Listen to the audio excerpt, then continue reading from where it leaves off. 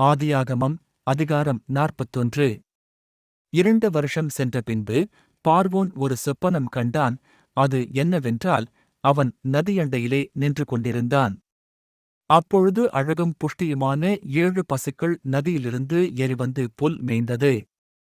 அவைகளின் பின் அவலட்சணமும் கேவலமுமான வேறே 7 பசுக்கள் நதியிலிருந்து ஏறிவந்து நதி ஓரத்தில் மற்ற பசுக்களண்டையிலே நின்றது.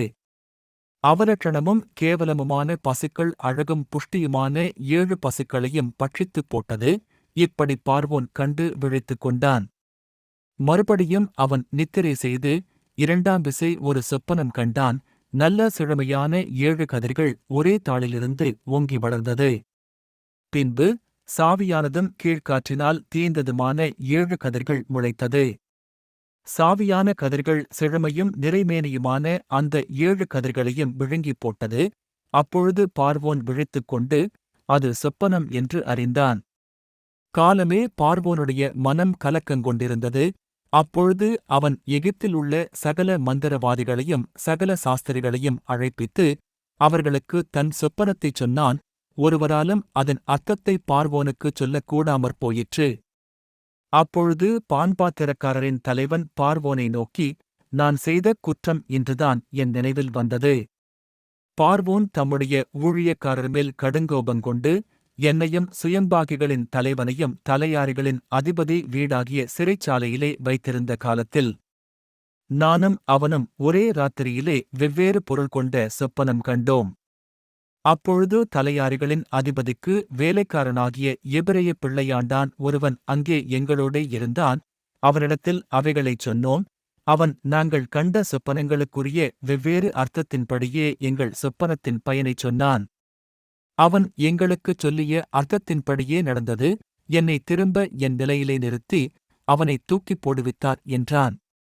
அப்பொழுது பார்வோன் யோசேப்பை அழைப்பித்தான். அவனை தீவிரமாய் காவல் கிடங்கிலிருந்து கொண்டு வந்தார்கள். அவன் சவரம் பண்ணிக்கொண்டு வேறு வஸ்திரம் தரித்து பார்வோனிடத்தில் வந்தான். பார்வோன் யோசேப்பை நோக்கி, ஒரு சொப்பனம் கண்டேன். அதன் அர்த்தத்தைச் சொல்ல ஒருவரும் இல்லை. நீ ஒரு சொப்பனத்தைக் கேட்டால் அதன் அர்த்தத்தைச் சொல்லுவாய் என்று உன்னைக் குறித்து நான் கேள்விப்பட்டேன் என்றான். அப்பொழுது யோசேப்பு பார்வோனுக்கு பிரதியுத்தரமாக, நான் அல்ல, தேவனே பார்வோனுக்கு மங்களமான உத்தரவு அருளிச் செய்வார் என்றான். பார்வோன் யோசேப்பை நோக்கி, என் சொப்பனத்திலே நான் நதி ஓரத்தில் நின்று கொண்டிருந்தேன். அழகும் புஷ்டியுமான 7 பசுக்கள் நதியிலிருந்து ஏறிவந்து புல் மேய்ந்தது. அவைகளின் பின் இளைத்ததும் மகா அவலட்சணமும் கேவலமுமான வேறே 7 பசுக்கள் ஏறிவந்தது.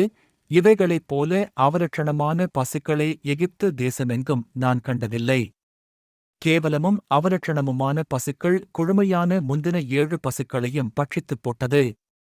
அவைகள் இவைகளின் வயிற்றுக்குள் போயும் வயிற்றுக்குள் போயிற்றென்று தோன்றாமல் முன் இருந்தது போலவே அவலட்சணமாயிருந்து இப்படிக் கண்டு விழித்துக் கொண்டேன். பின்னும் நான் என் சொப்பனத்திலே நிறைமேனியுள்ள 7 நல்ல கதிர்கள் ஒரே தாளிலிருந்து ஓங்கி வளரக் கண்டேன். பின்பு சாவியானவைகளும் கீழ்காற்றினால் தீய்ந்து பதறானவைகளுமான 7 கதிர்கள் முளைத்தது. சாவியான கதிர்கள் அந்த 7 நல்ல கதிர்களையும் விழுங்கிப் போட்டது. இதை மந்திரவாதிகளிடத்தில் சொன்னேன். இதன் பொருளை எனக்கு விடுவிக்கிறவன் ஒருவனும் இல்லை என்றான்.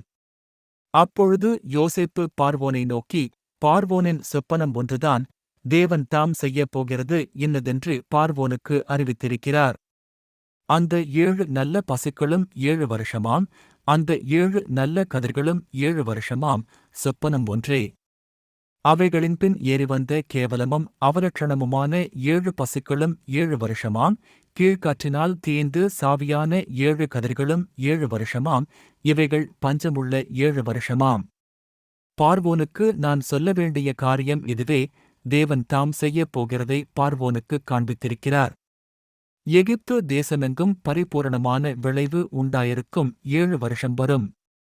அதன்பின் பஞ்சம் உண்டாயிருக்கும் 7 வருஷம் வரும். அப்பொழுது எகிப்து தேசத்தில் அந்த பரிபூரணமெல்லாம் மறக்கப்பட்டுப் போம். அந்த பஞ்சம் தேசத்தை பாழாக்கும்.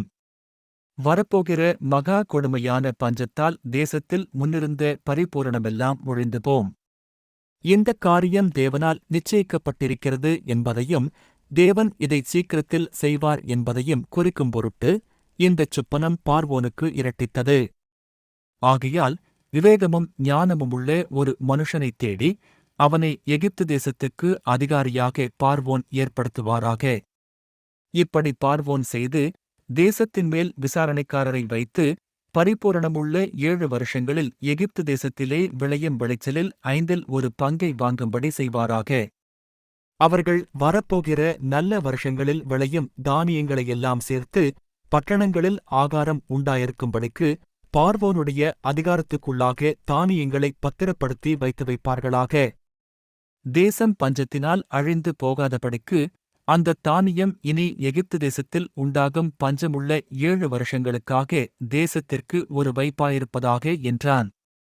இந்த வார்த்தை பார்வோனுடைய பார்வைக்கும் அவன் ஊழியக்காரர் எல்லாருடைய பார்வைக்கும் நன்றாய்க் கண்டது.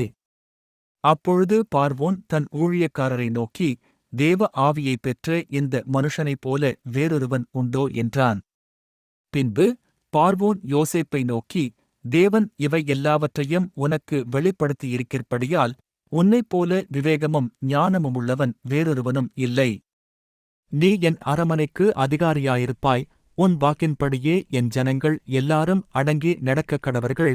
சிங்காசனத்தில் மாத்திரம் உன்னிலும் நான் பெரியவனாய் இருப்பேன் என்றான்.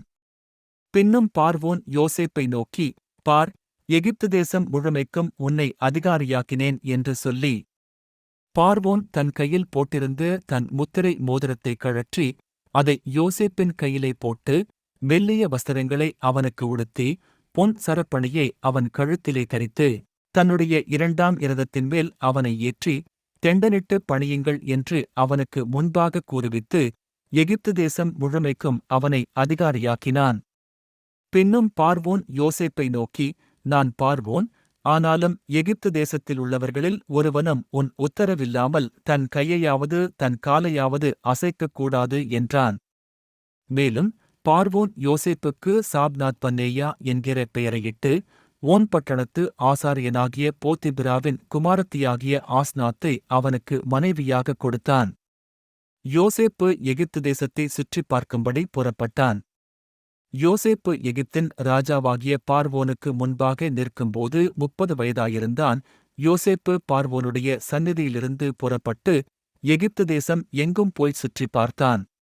பரிபூரணமுள்ள 7 வருஷங்களிலும் பூமி மிகுதியான பலனைக் கொடுத்தது. அவ்வேழு வருஷங்களில் எகிப்து தேசத்தில் விளைந்த தானியங்களையெல்லாம் அவன் சேர்த்து அந்த தானியங்களைப் பட்டணங்களில் கட்டி வைத்தான். அந்தந்த பட்டணத்தில் அதனதின் சுற்றுப்புறத்து தானியங்களைக் கட்டி வைத்தான். இப்படி யோசேப்பு அளவிறந்ததாய் கடற்கரை மணலைப் போல மிகுதியாக தானியத்தை சேர்த்து வைத்தான். அது அளவுக்கு அடங்காததாயிருந்தது. பஞ்சமுள்ள வருஷங்கள் வருவதற்கு முன்னே யோசேப்புக்கு 2 குமாரர் பிறந்தார்கள்.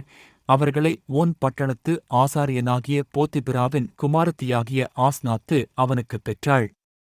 யோசேப்பு, என் வருத்தம் யாவையும் என் தகப்பனுடைய குடும்பம் அனைத்தையும் நான் மறக்கும்படி தேவன் பண்ணினார் என்று சொல்லி மூத்தவனுக்கு மனாசே என்று பெயரிட்டான். நான் சிறுமைப்பட்டிருந்த தேசத்தில் தேவன் என்னை பலுக பண்ணினார் என்று சொல்லி இளையவனுக்கு எப்ராயிம் என்று பெயரிட்டான். எகிப்து தேசத்தில் வந்த பரிபூரணமுள்ள 7 வருஷங்களும் முடிந்தபின் யோசேப்பு சொல்லியபடி 7 வருஷ பஞ்சம் தொடங்கினது. சகல தேசங்களிலும் பஞ்சம் உண்டாயிற்று. ஆனாலும் எகிப்து தேசமெங்கும் ஆகாரம் இருந்தது. எகிப்து தேசமெங்கும் பஞ்சம் உண்டான போது ஜனங்கள் உணவுக்காக பார்வோனை நோக்கி ஓலமிட்டார்கள். அதற்குப் பார்வோன், நீங்கள் யோசேப்பினிடத்துக்குப் போய் அவன் உங்களுக்குச் சொல்லுகிறபடி செய்யுங்கள் என்று எகிப்தியர் எல்லாருக்கும் சொன்னான்.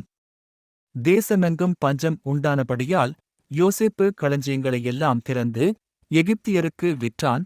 பஞ்சம் எகிப்து தேசத்தில் வரவர கொடிதாயிற்று.